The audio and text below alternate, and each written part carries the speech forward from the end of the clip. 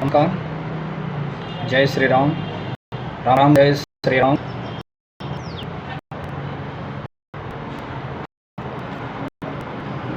ನಾಸಿಕ್ಕಲ್ಲಿ ಮಹಾರಾಷ್ಟ್ರ ನಾಸಿಕ್ಕಲ್ಲಿ ಒಂದು ಲೆನ್ಸ್ ಅಂದರೆ ಚಸ್ಮಾ ಅಂಗಡಿ ಇರುತ್ತಲ್ವ, ಆ ಚಸ್ಮಾ ಶಾಪಲ್ಲಿ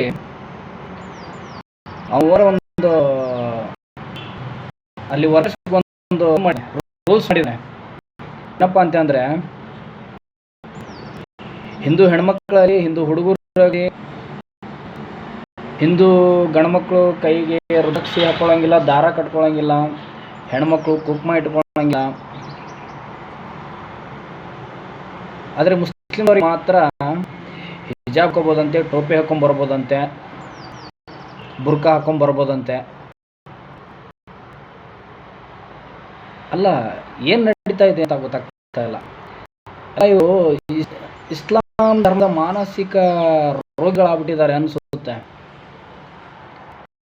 ಇದೊಂದೇ ಅಂತಲ್ಲ, ಎಲ್ಲ ಮುಸ್ಲಿಂ ಅಂಗಡಿಯಲ್ಲಿ ಏನು ನಮ್ಮ ಹಿಂದೂಗಳು ಕೆಲಸ ಮಾಡ್ತಾ ಇದ್ದಾರೆ ಎಲ್ಲರಿಗೂ ಇದೇ ಥರ ಇರುತ್ತೆ ಕಿರುಕುಳ.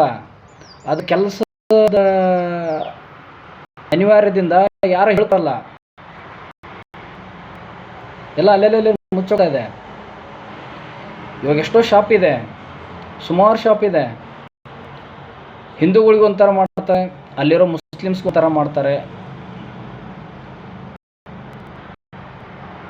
ಕಾರ್ಪೊರೇಟ್ ಕಂಪ್ನೀಸ್ ಇವೆ ದೊಡ್ಡ ದೊಡ್ಡದಾಗಿ. ಅಲ್ಲಿ ಹಿಂದೂಗಳಿಗೆ ಒಂದು, ಮುಸ್ಲಿಮ್ಸ್ಗಳಿಗೆ ಒಂದು. ಅದು ನಾಸಿಕಲ್ಲಿ ನೋಡ್ತಾ ಇದ್ದೀರಾ ನೀವು, ರಿಸರ್ವ್ ಆಗಿ ಒಂದು ಅದು ಒಬ್ಬ ಮುಸ್ಲಿಂ ಮಹಿಳೆ ಬಂದ್ಬಿಟ್ಟು ನಮ್ಮ ಅಂಗಡಿಯಲ್ಲಿ ಶರಿಯಾ ರೂಲ್ಸ್ ಅಂತ ಕೇಳ್ಬಿಟ್ಟು ನಮ್ಮಲ್ಲಿರೋ ಹಿಂದೂ ಹೆಣ್ಮಕ್ಳಿಗೆ ಮತ್ತು ಹಿಂದೂ ಗಂಡ್ಮಕ್ಳಿಗೆ ಸಿಂಧು ಇಟ್ಟು ಜೈ ಶ್ರೀರಾಮ್ ಹರ ಹರ ಮಹಾದೇವ್ ಅಂದ್ಬಿಟ್ಟು ಸನಾತನ ಧರ್ಮದ ಬಗ್ಗೆ ಅಷ್ಟೊಂದು ಕಾಳಜಿ ಇರುವಂತಹ ಹಿಂದೂ ನಮ್ಮ ಸಹೋದರಿಗೆ ದಯವಿಟ್ಟು ನಮ್ಮ ಹಿಂದೂಗಳೆಲ್ಲ ಅಭಿನಂದನೆ ಮಾಡಬೇಕು. ಅವರಾಗಲಿ, ನಮ್ಮ ಕರ್ನಾಟಕದಲ್ಲಿ ವಿಕ್ರಮ ಟಿವಿ ಆಂಕರ್ ಇದ್ದಾರಲ್ವ, ಮತ್ತು ಅವರಾಗಲಿ, ಅವ್ರಿಗೆಲ್ಲ ನಾವು ಅಭಿನಂದನೆ ಮಾಡಬೇಕು. ಆ್ಯಕ್ಚುಲಿ ಅವ್ರಿಗಿಂತ ಕಾಳಜಿ ನೋಡಿ ಕಲಿಬೇಕಂತವ್ರು ನಮ್ಮ ಹಿಂದೂಗಳನ್ನ. ಅವ್ರ ಕಡೆಯಿಂದ ನಮ್ಮ ಹಿಂದೂಗಳು ಕಲಿಬೇಕು.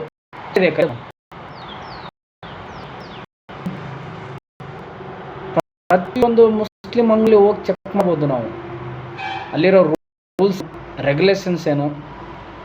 ಅವರು ಹಿಂದೂಗಳಿಗೆ ಮಾತ್ರ ಅವರಿಗೆ ಶಾಪಲ್ಲಿ ಅವರಿಗೆ ನಮಾಜ್ ಮಾಡೋಕ್ಕೆ ಟೈಮ್ ಇರುತ್ತೆ,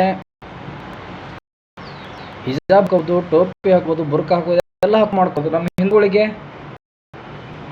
ಸೀರೆ ಇಡಂಗಿಲ್ಲ, ತಿಲ್ಕ ಇಡಂಗಿಲ್ಲ ಅಂತೆ, ತುಳಸಿ ಮರ ಹಾಕಲ್ಲಂತೆ, ಕೈಲಿ ನಮ್ಮ ಹಿಂದೂ ಧರ್ಮದ ಒಂದು ಭಗವಾನದ್ದು ಏನೊಂದು ದಾರ ಬರುತ್ತೆ,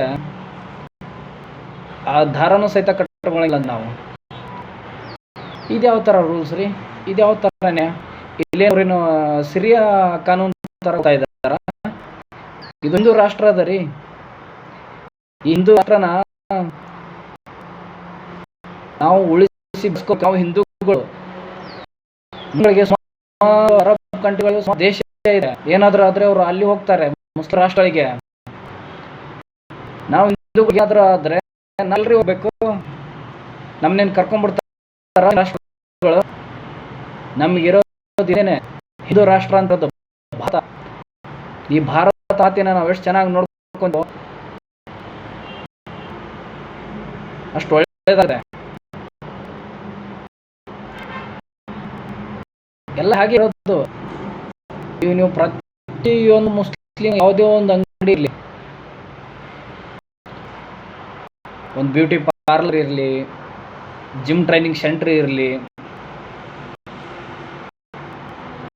ಎಲೆಕ್ಟ್ರಾನಿಕ್ಸ್ ಐಟಮ್ಸ್ ಅಲ್ಲಿ, ಮೊಬೈಲ್ ಶಾಪ್ ಇರಲಿ, ಬಟ್ಟೆ ಶಾಪ್ ಇರಲಿ, ಜ್ಯುವೆಲರಿ ಫೀಲ್ಡ್ ಇರಲಿ, ಜ್ಯುವೆಲರಿ ಶಾಪ್ ಇರಲಿ, ಯಾವುದೇ ಒಂದು ಅವ್ರದ್ದು ಶಾಪಲ್ಲಿ ಇದ್ರೂ ಎಲ್ಲ ಹಿಂದೂಗಳಿಗೆ ಇದೇ ಥರ ಇರುತ್ತೆ. ದಯವಿಟ್ಟು ನಮ್ಮ ಹಿಂದೂಗಳು ಧೈರ್ಯವಾಗಿ ಸಿಂಧೂರ ಇಟ್ಕೊಂಡು ಹೋಗ್ರಿ, ಹೋಗಿ ನಮ್ಮ ಕೇಸ್ ಇಟ್ಕೊಂಡು ಹೋಗಿ, ಕೈಯಲ್ಲಿ ರುದ್ರಾಕ್ಷಿ ಹಾಕೊಂಡೋಗಿ ಅವ್ರಿಗೆ ಹೆದರಿ ನಾವು ಅಂಜಿ ಕೆಲಸ ಮಾಡೋದಿಲ್ಲ. ನಮ್ಮ ಧರ್ಮನ ಬಿಟ್ಟು ನಾವು ಕೆಲಸ ಮಾಡೋದು ಅವಶ್ಯಕತೆ ಇದ್ರೆ ಬೇಡ ಕೆಲಸ. ನಮ್ಮ ಹಿಂದೂಗಳು ಹೋದ ಅವ್ರಿಗೆ ವ್ಯಾಪಾರ ನಡೆಯುತ್ತೆ.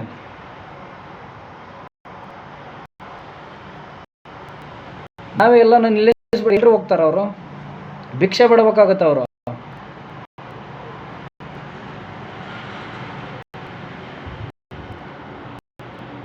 ತರಕಾರಿಯಿಂದ ಹಿಡ್ಕೊಂಡು ರೇಷನ್ ಅಂಗಡಿ ಹಿಡ್ಕೊಂಡು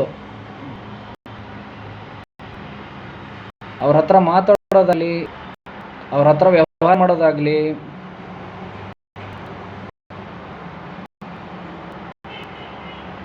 ಏನೇ ಆಗ್ಲಿ, ಇದನ್ನೆಲ್ಲ ನಾವು ಜಾಗೃತರಾಗಿ ನಮ್ಮ ಹಿಂದೂಗಳ ವ್ಯವಹಾರ ಮಾಡಿದ್ರೆ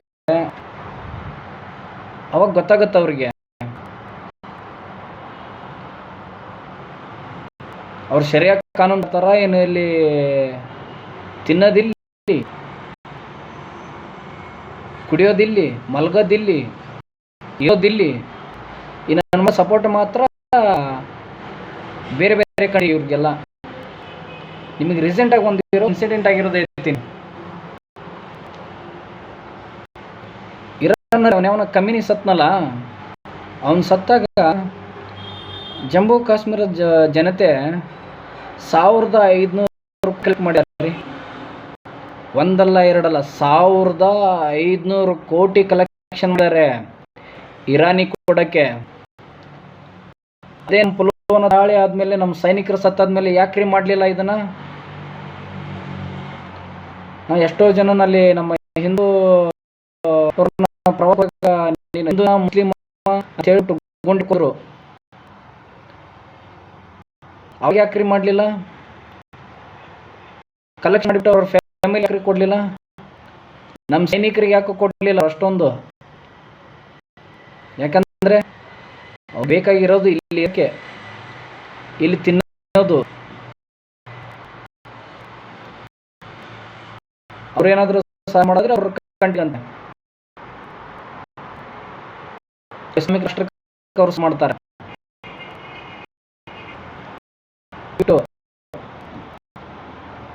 ತಿಳ್ಕೊ, ಜಾಗೃತ. ಜೈ ಶ್ರೀರಾಮ್, ಜೈ ಜೈ ಶ್ರೀರಾಮ್, ಜೈ ಜೈ ಶ್ರೀರಾಮ್.